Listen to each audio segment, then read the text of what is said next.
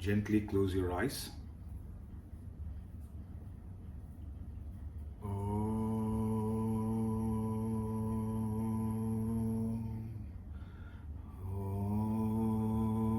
Sahana Vavatu Sahanau Bhunaktu Sahaviryam Karavavahai Tejasvinavaditamastu Mavid Vishavahai. Om Shanti Shanti Shanti.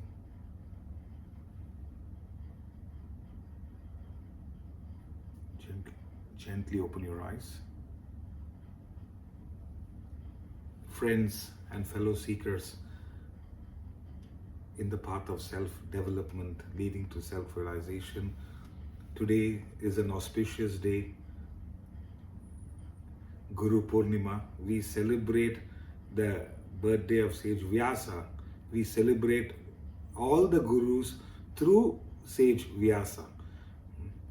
And it is an exceptional opportunity for each seeker of truth, each one in the path of self-development, to offer our gratitude, our reverence, our respect, our appreciation for the great lineage of gurus, yogis, masters, teachers.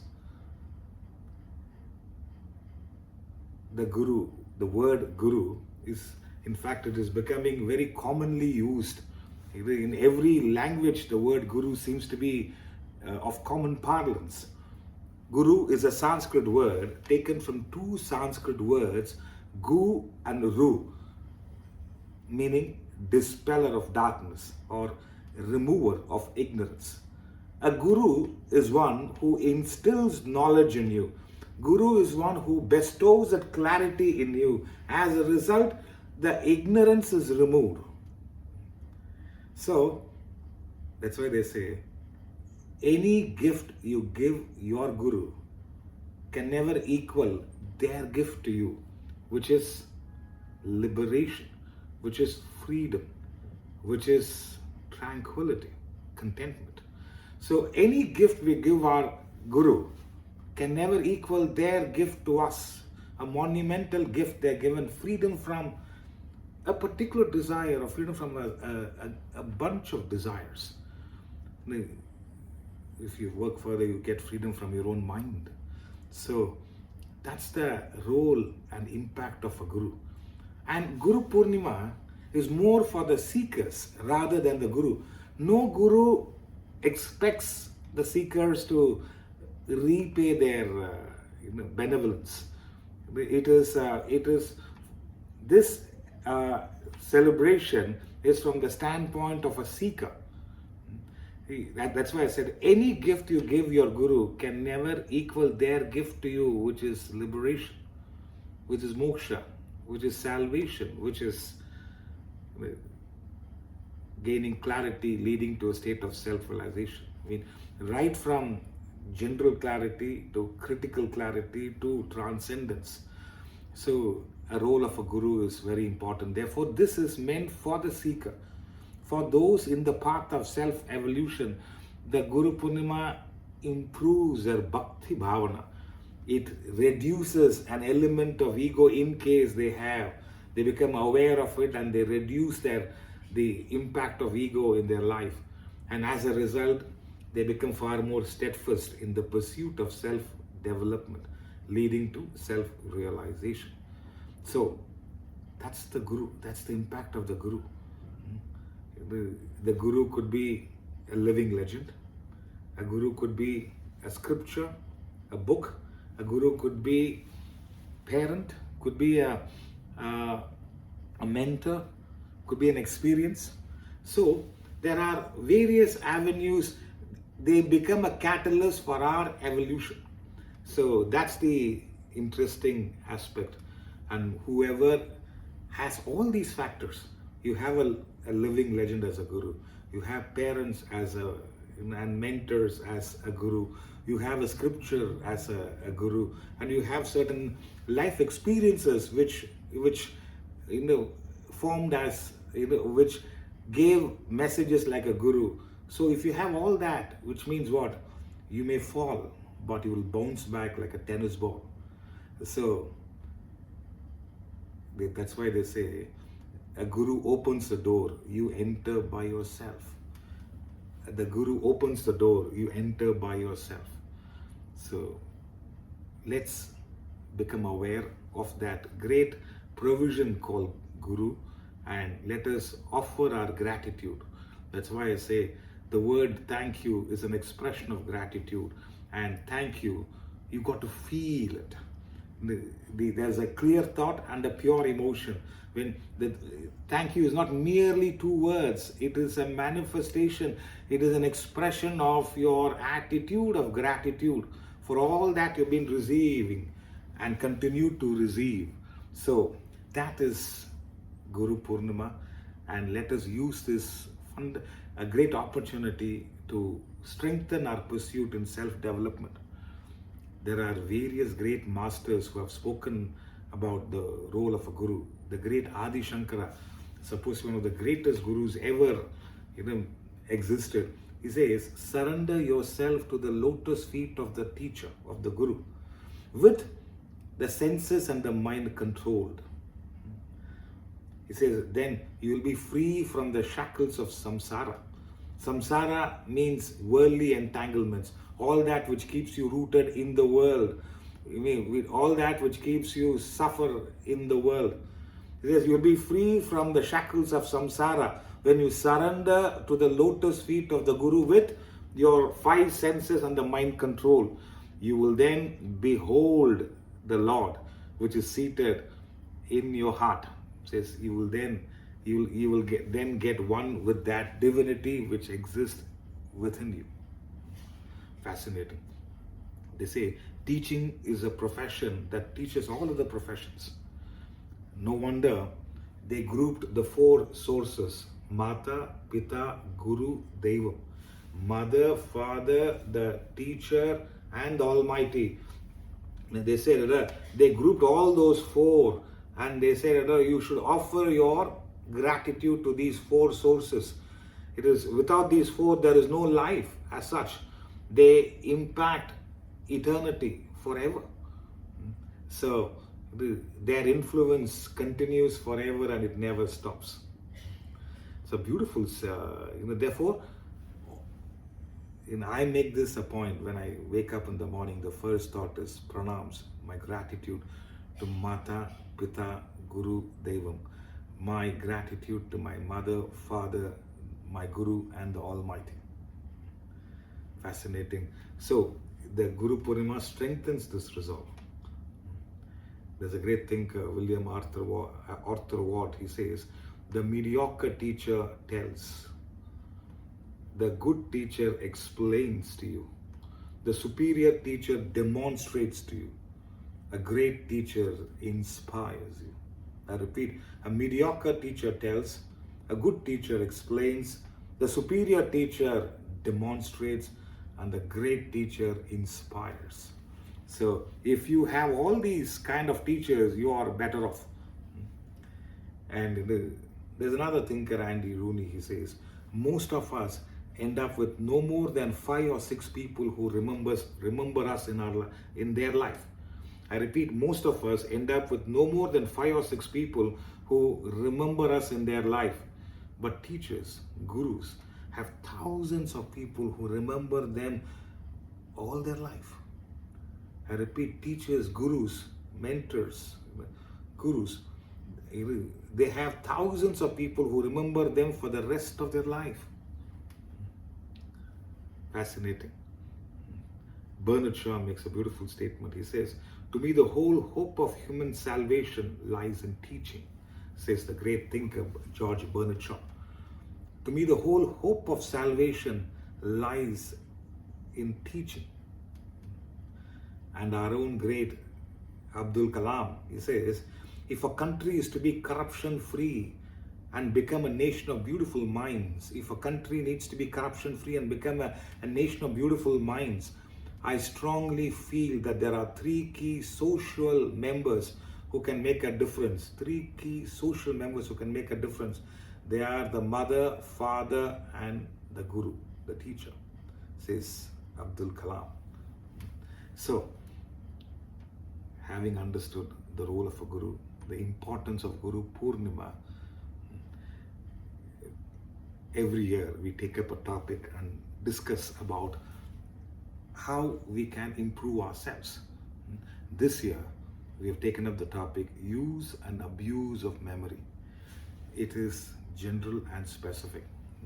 Use and abuse of memory. So we will take up in this topic, we will try and understand what is memory, how is a memory formed, what factors influence our memory, what are the types of memory we have, do we abuse our memory, and how do we abuse our memory?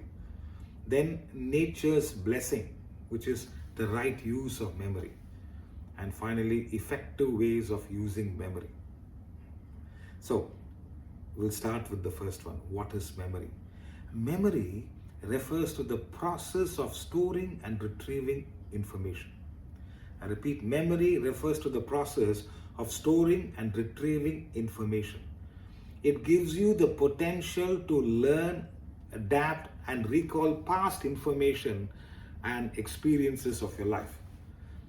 Memory gives you the potential to learn, adapt, and recall past information and life's experiences you have gone through.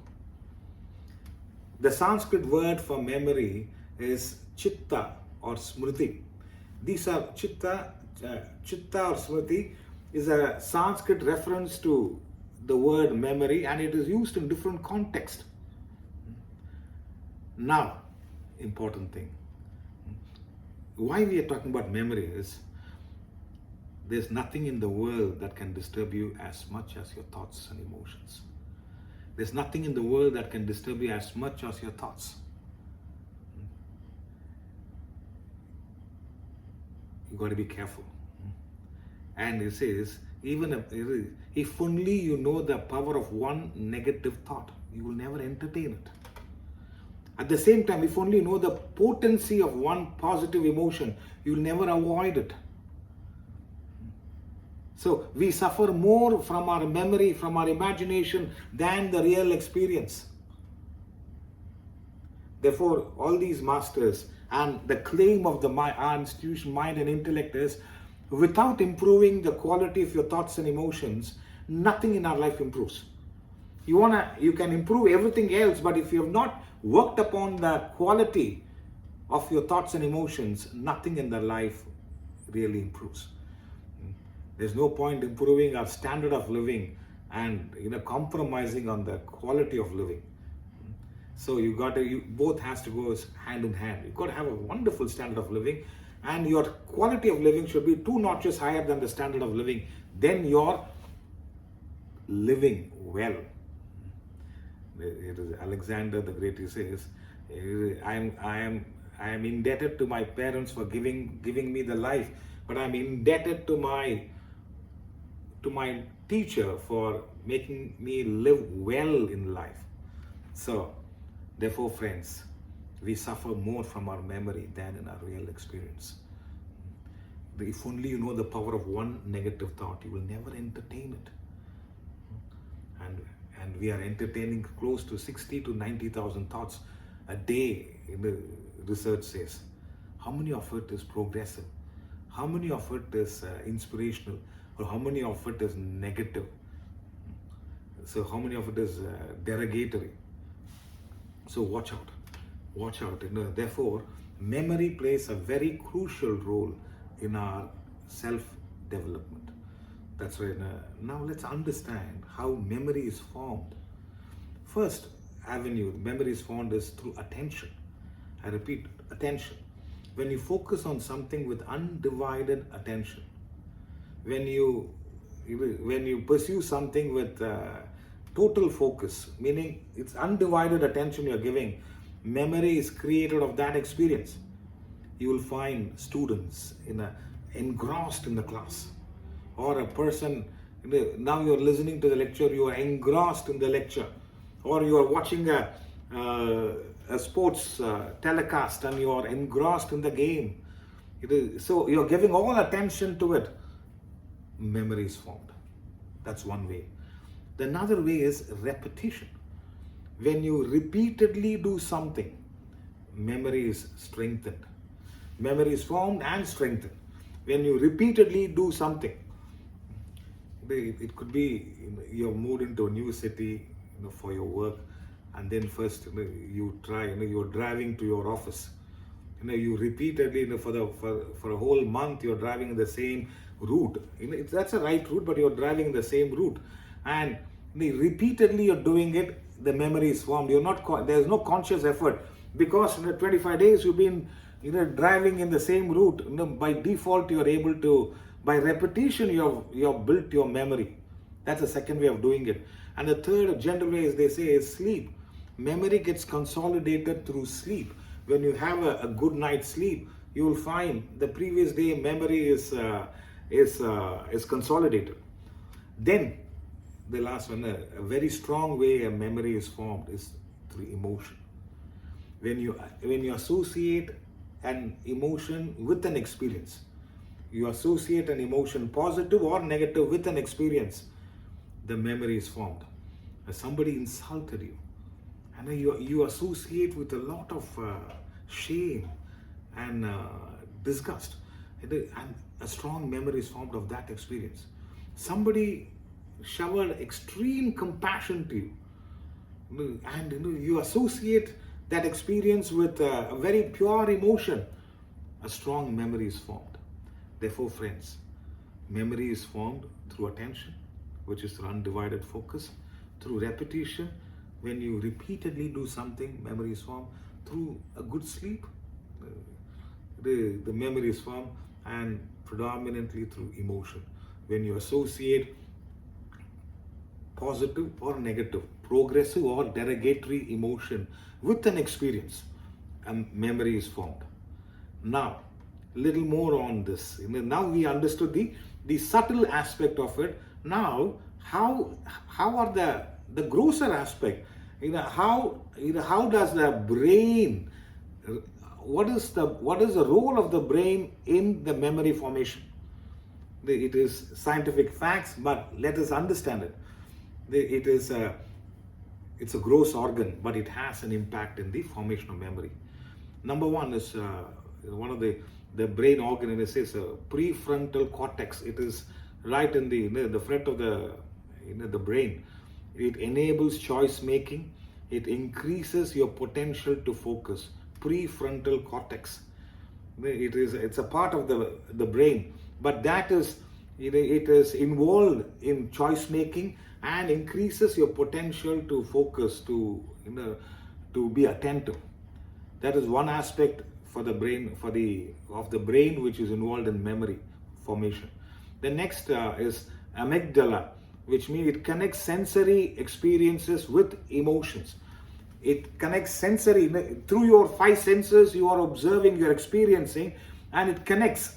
And through it's predominantly negative emotions. There is fear, there is anxiety, there is kind of jealousy, some kind of amygdala. It connects through sensory experiences. It connects emotions.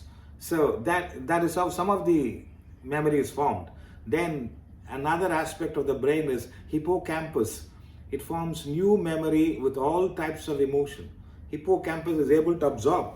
It forms new memory with all types of emotions, and that's why see these aspects of the brain. They say information gets decoded. Then the experiences are consolidated as progressive, good or bad. First, the information, the brain through these organs decodes information. The experiences are then consolidated as progressively good or bad. The stored experiences is then brought back for conscious reference. This aspect of the brain, it stores this information, and you're able to bring back for your conscious reference. This is how the role of a brain in the formation of memory. Now, another aspect you need to learn. Today is a full-on intake about what memory is and how to deal with it. The types of memory. There are various types of memory we all have. Number one is episodic memory. There is specific events stored in detail. It could be personal experiences, events. The episodic memory. There are some people they can recall the entire episode. I have a friend in my school. It could be one particular history class. He's able to recollect the entire episode, the entire episodic memory. There are some people who attend the lecture, they can recall all the points, entire episode they can recall. That is episodic memory. Then the second is semantic memory. Semantic memory is storage of general knowledge and facts about the world. There are some people who was who won the Wimbledon in 1979. Suddenly they can, instantly they can give their answer. Or it could be, what is this, how does this aspect of your, what is the capital of a country, or how does certain aspects function. So it is semantic memory is the storage of general knowledge and facts. Predominantly you find in quiz programs, debates, they can just like that recollect aspects. You find many of the quiz programs, there are some people who really win those programs, have a great semantic memory. Then sensory memory, the third type of memory, it is a storage of visual information. I remember there was a friend of ours who visited us, and my wife Sarita made a typical South Indian meal, and the visual information, he is able to remember how it was served and what was the color of that particular preparation. He says it's a storage of visual memory. Or you may go on a holiday and you have that you're able to store that visual information, sensory memory. You would have gone on a holiday, you saw the sunset or the sunrise or the flowers blossoming, the sensory memory. And then the last one is short-term and long-term memory. Short-term is a brief storage of experiences. Long-term is permanent storage of experiences. So these are the different types of memory. Episodic memory, you can recall certain experiences. It's almost like a full episode you can recollect. Semantic memory, the storage of general knowledge and facts. Sensory memory, storage of visual information. And short-term memory, which is a brief storage of experiences. And long-term memory, a permanent storage of experiences. It's an interesting avenue, friends. It's an interesting. Now that you've understood what are the different types of memory, what are the factors involved in influencing your memory? Let me tell you what factors involved. In the general sense, the more selfish you are, greater is the impact of memory. Greater is the storage of memory. The unselfish you are, you have good memory. Selfless you are, when I say selfless, absence of the little self, which is your ego. When you are selfless, you are in the present, or you use memory only in the right ways. The more selfish, meaning me, mine and myself, now and forever. You will suffer with memory. Unselfish you are able to deal with memory to some extent. You will suffer, but there is also good memory as well. Therefore, you are okay. Selfless.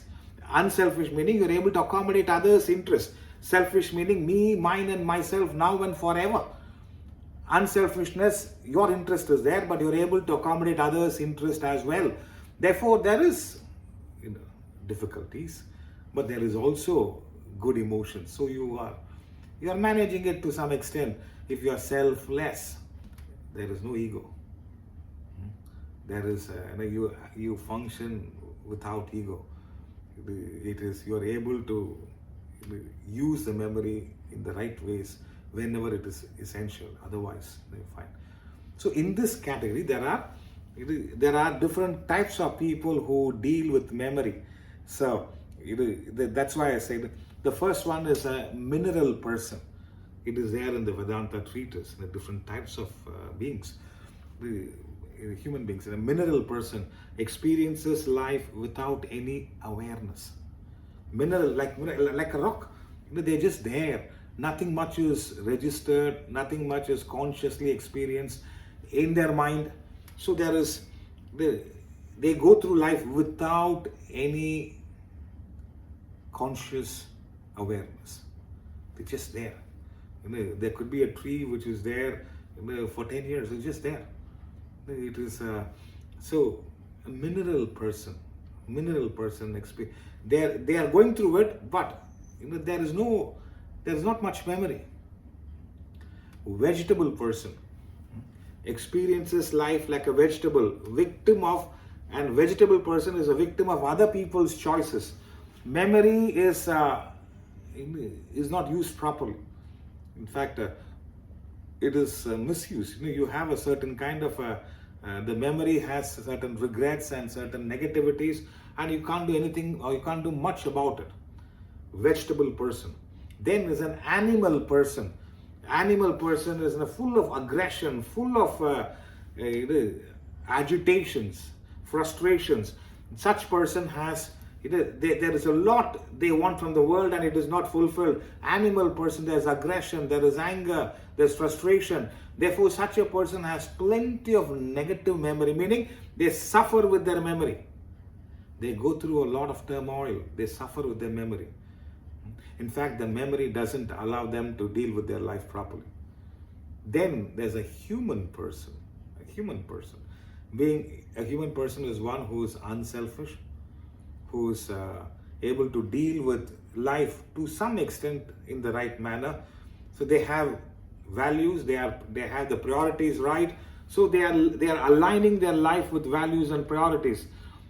They have negative emotions, but it's much less. The positive emotions are more. Therefore, they're able to access memory in the right way because there is gratitude, there is sympathy. So they're able to deal with the memory in the right way. A human person. And finally, a divine person.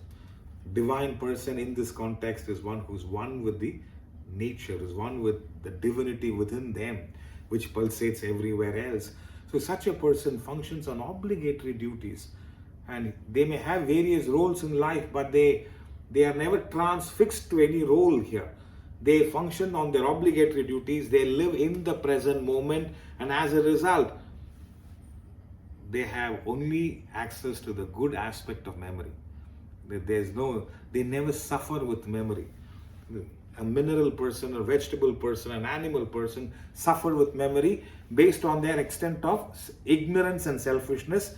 And a human person is one who is unselfish, therefore the suffering is less and they're able to handle memory properly. A divine person is one who is not transfixed to any particular role in life. They are on the process of transcendence.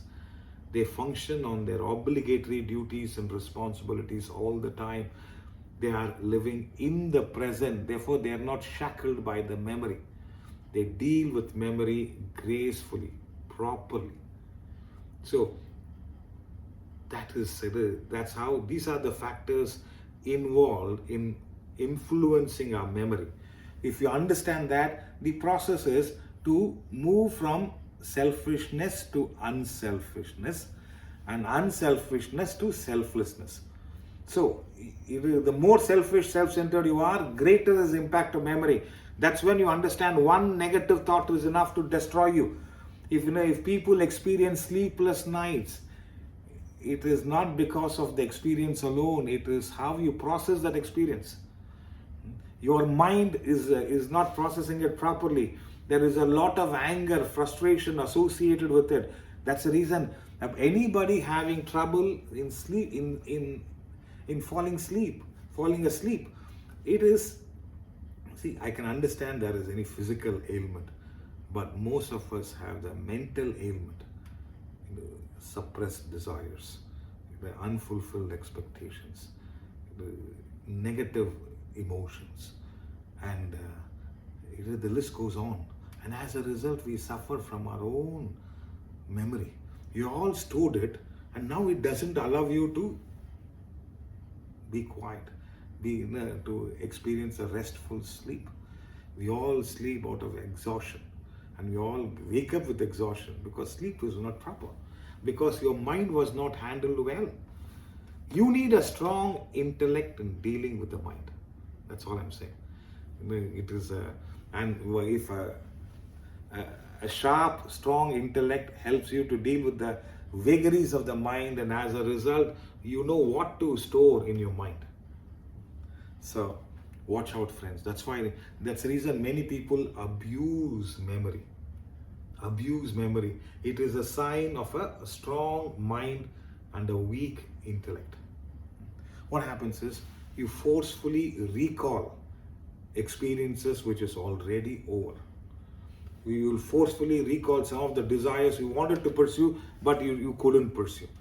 You forcefully recall an insult which has been which you have experienced, or you recall missed opportunities. So forcefully recalling negative experiences can make you think in a loop. You are forcefully thinking in a loop, and the more and more you think in a loop, it creates a momentum. And like how clouds are formed and strong clouds are formed in the sky, and it creates a depression. As a result, there's a downpour. Similarly, friends, forcefully recalling negative experiences time and again can make you depressed. And depression is a sign of misuse of your memory. Misuse of your memory. That's the major sign of where your mind was strong. It didn't process life's experiences properly. You didn't have a mentor. You didn't have the guidance of a scripture. You didn't have a guru to lead you in the right path. So you became a victim of your mind. There's a statement of John Milton, right? He says, your mind in its own place can make a hell out of a heaven or a heaven out of a hell. It's all in your mind. It's all in your mind. And our great Swami Vivekananda made this fabulous statement. Conquer your mind. You will conquer the world. Fall a prey to your mind, become a victim of the world. If you are not able to sleep well, if you feel lonely, if you feel neglected, if you go through a sense of loneliness, betrayal, unhappiness, understand your mind was strong, your intellect was weak. I'm not saying the world is right. The world is what it is, friends. It is the way you process life's experiences, and if you don't process it properly, you're storing all the negative aspects in your mind, and recalling it time and again. How can that happen? Why did that happen? Why me? And so many things, and then we suffer from our own memory. Constant rumination over past experiences not only makes you suffer, it also makes you manipulative. It makes you obsessed with certain experiences, certain individuals, and doesn't allow you to rise above trauma. It doesn't allow you to rise above trauma. You'll always find it ends up in an emotional drama. It ends up in an emotional drama, like a thick clouds forming and there's a depression which is created in the sky. And what was the eventual impact? There's a heavy downpour. Similarly, friends, when the mind is strong, not able to process life's experiences properly, your mind becomes very heavy with your memory, with your negative memory, and it results in a huge emotional downpour. You become a victim of your own emotional drama. Friends, after all the drama, you have to do what you have to do. So most of us, we are unhappy because we abuse our memory. And we abuse our memory because we have not dealt with our mind properly. You are not dealt with the mind because your intellect was weak. And your intellect was weak because you didn't have the guidance of a mentor. You didn't have the alignment of a scripture. You are not consistent in the intake of knowledge. So we are where we are. We make ourselves and we mar ourselves. You are the architect of your fortune and you are the architect of your misfortune. So let us not blame the world. Let us not blame the world, and let us take responsibility for our own choices. The more and more you blame the world, the more and more you're going to suffer. Let us take responsibility for our choices. And let us get hold of our intellect. Let us fire the intellect with values, priorities, the impact of a guru, and the right ways of living. Let us bring discipline into our life, mental discipline into our life, and you will see you will improve your life in such profound ways. So make sure that you don't abuse your memory. Now, effective ways of using memory. When you are functioning under the confluence of a pure mind and a sharp intellect in making all your choices, that is when you're using the memory properly. I repeat, when there is a beautiful confluence of a pure mind and a sharp intellect, there is genuine emotions and there is enough and more clarity in making choices. The choices become better. It is, understand, you have a choice with reference to the choices. You don't have a choice with reference to the consequence of your choices. So, effective ways of dealing with memory. Number one, learning and adaptation. Memory helps us to learn from various experiences of life and adapt to new situations. Learning, you can learn through knowledge, through others' experience, and through your own experience. 3 ways of learning. The best way to learn is through knowledge. The next avenue to learn is through others' experience. You don't need to go through 5 divorces to understand. I think I need to work on my mind. I need to improve on my potential of relating with people. You can learn through others' experience, and finally, at times, we learn through our own experience. So, learning and adaptation is possible when the memory is used properly, the confluence of mind and intellect.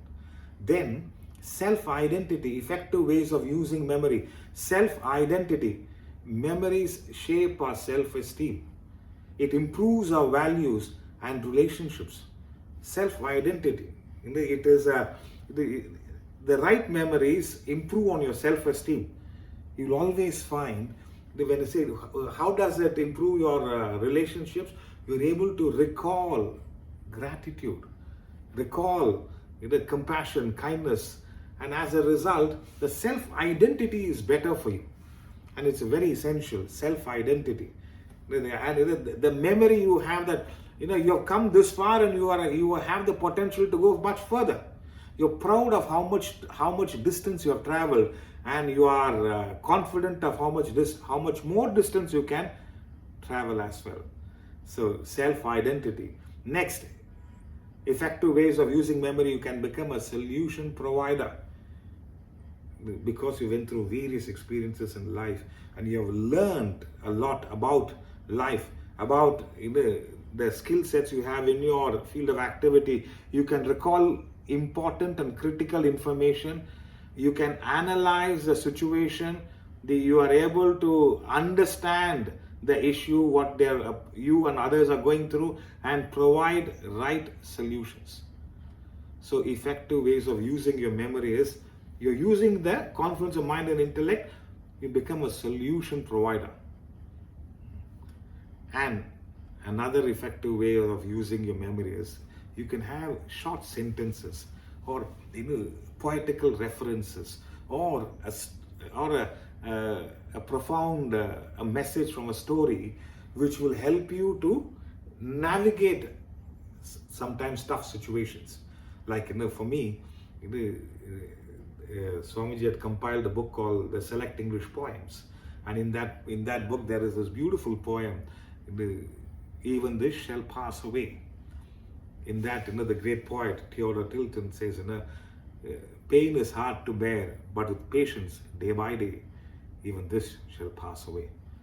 He says, pain is hard to bear, but with patience, day by day, even this shall pass away. He keeps on at it. Even this shall pass away.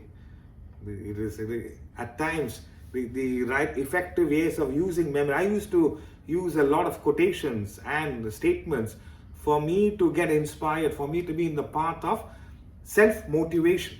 I don't need an external factor, and there's so many thought processes which has helped me to motivate myself. The words of Arthur Schopenhauer, he says, it's difficult to find happiness within oneself, but impossible to find it anywhere else. We all try to find happiness everywhere else except ourselves. Except ourselves.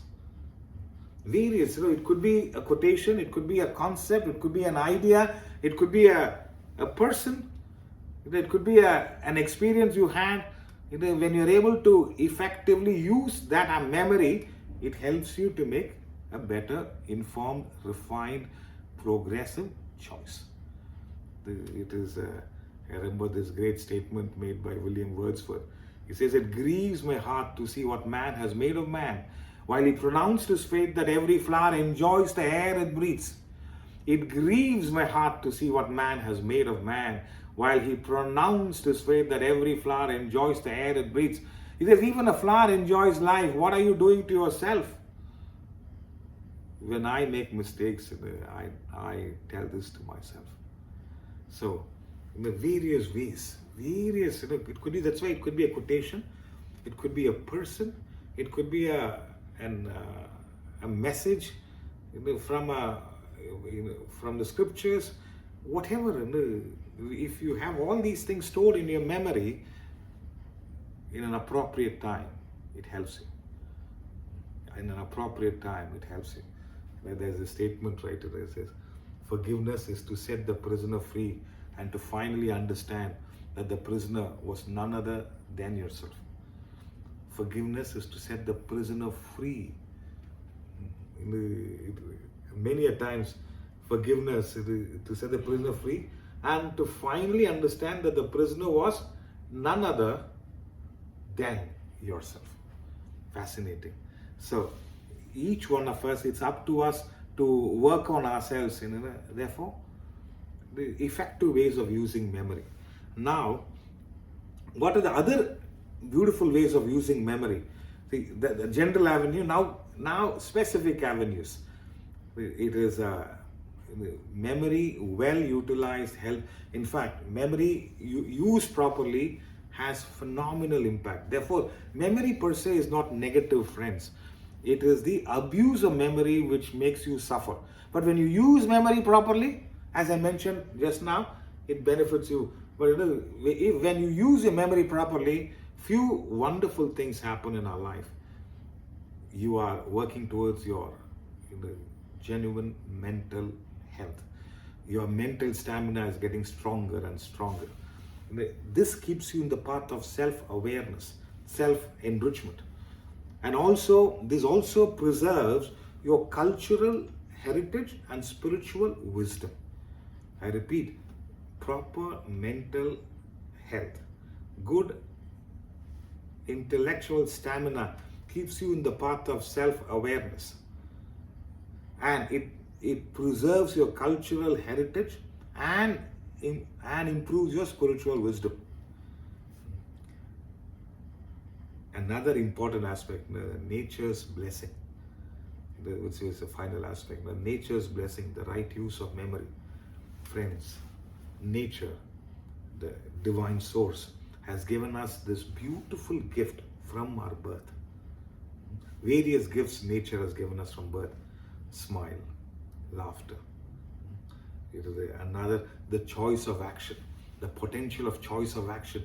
Various gifts, each one of us are being bestowed. Each one of us are being bestowed various gifts. The choice of action, the intellect, buddhi, the purushartha, the potential of choice of action, intellect, the buddhi. And it is smile and laughter. It is bestowed upon it. A gift we have been given. Misusing it, you can end up being frowning and frustrated all your life. Another aspect is loss of memory. It is a birthday gift bestowed by nature to each one of us. Along with that is your mind space. I'll get to it soon. But these two factors we're going to discuss. It is a loss of memory and mind space. Loss of memory.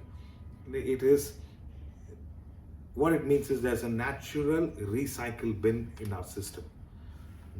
Nature wants us to live in the present, because life, by definition of life, is present continuous. It is not past stagnant. It is present continuous. Nature wants us to be in the, life happens in the present. Control factor is in the present. Past is already done, future has not yet happened. Life is present continuous. Nature wants us to live in the present. Therefore, this birthday gift of loss of memory, it is not forgetfulness, friends. You wanted to buy something on the way, but you forgot. That is not loss of memory. If I ask you what were you, that forgetfulness is a disease, loss of memory is a blessing. If I ask you what were you wearing May 12th, 2023, you may not remember. What dinner you had on April 7th, 1995, you may not remember. If you have the same dinner every day, if you wear the same kind of clothes every day, it's different. But we are not like that. So nature gives us this monumental blessing of a loss of memory, which is not forgetful. Forgetfulness is a disease. Somebody tells you something, you forget. Loss of memory is imagine if you remember all the negative experiences in your life, you can't survive, friends. You can't. Nature gives you that potential of letting go. The art of letting go is possible when you use the loss of memory, the gift of loss of memory properly. So abusing it is you bring back. You are not able to let go. You're not able to let go, therefore you suffer. So that's why it is whether the past was good or bad, whether the past was glorious or muddled, you have no choice but to be in the present. There's a statement, how many ever times you revisit the past, there's nothing new to learn there. Growth and potential is possible only in the present moment alone. This is the next aspect, memory well utilized, using memory, the usage of memory properly. This nature has bestowed with another gift called the mind space. The mind space, memory. What we store in our mind space is your choice, is our choice. Your memory, your mind space can be a garden of roses. It can be a miracle garden or a vessel of acid. It is totally your choice.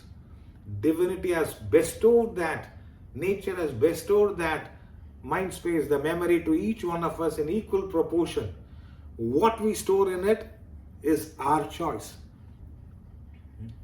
Therefore, the suggestion is anything which is negative, derogatory, which is going to pull you down, anything, a thought, experience, or a person, Do not allow their presence in your mind space, in your memory.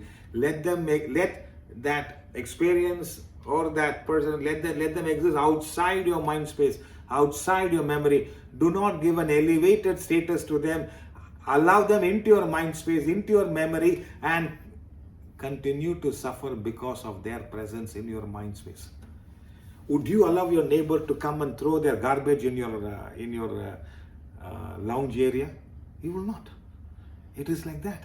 It is a sacred place for you. Similarly, your mind space, that's the most expensive real estate nature has bestowed upon each one of us. The most expensive real estate is your mind space, your memory. And what you store in your memory is absolutely your choice. What you have in your memory, your mind space, is completely your responsibility. You can't allow another entity to infiltrate into your mind space. And if you continue to give them that exalted status, you may be suffering for years and years and years and blaming everyone else for what you're going through. Friends, the right use of memory is no blaming is allowed. You take responsibility for your choices. You make yourself accountable for what you store in your memory. So, watch out, friends. Watch out. If only you know the power of one negative thought, if only you know the potency of one positive emotion, you will function in a completely different manner. So, think about it. On this auspicious day of Guru Purnima, let us work towards our own self-evolution in the most profound manner. Let us use our mind properly. Let us make the memory work for us. Let us work with the memory. Let us make memory work with us. Let us not make memory work against us. So, friends, our platform, the Mind and Intellect, is designed to help you deal with your mind, help you to improve your intellect.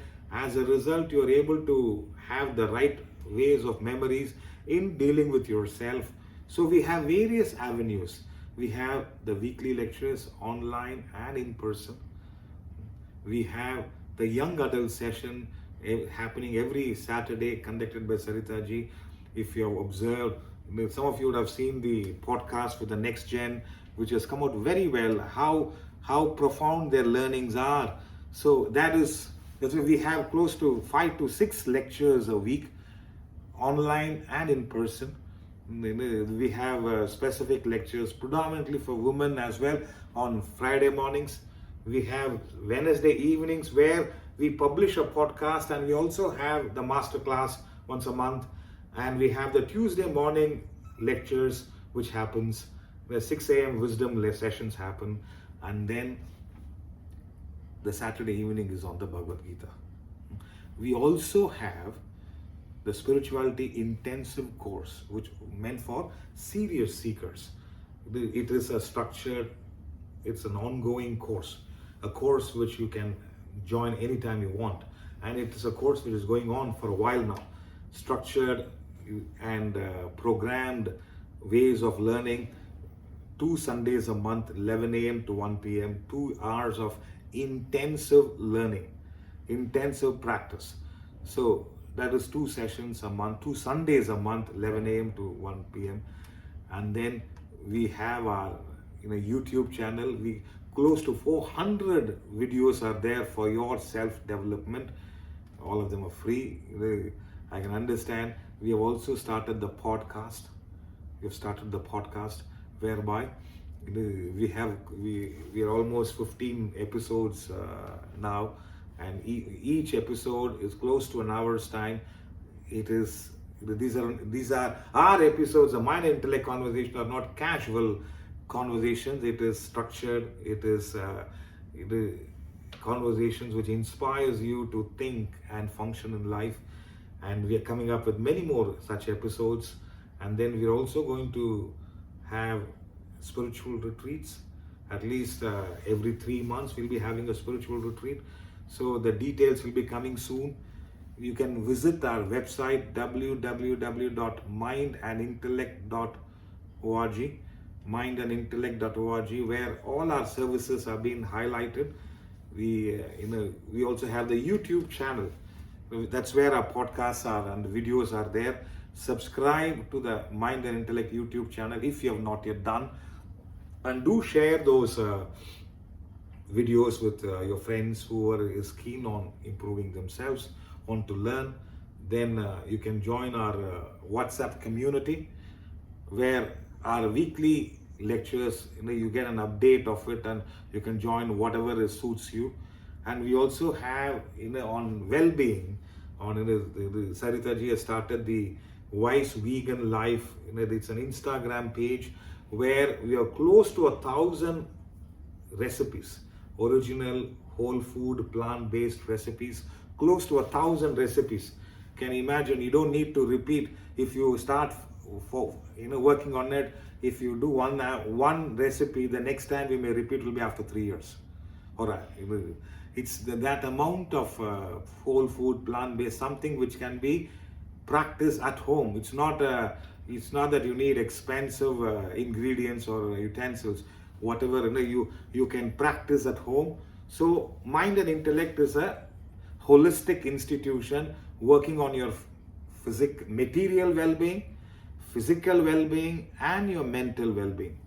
So on this Guru Purnima day, our wish is that each one of you take up to this path, help yourself, and as a result, your life improves and you are able to impact many others who come and connect with you. So let's start making an impact one life at a time, and maybe the whole community, the whole humanity can get better. My sincere wishes: pursue this knowledge, be consistent, and you will learn immensely. Eventually, you become the best version of yourself. Think about it, and thank you for your time. Hari Om.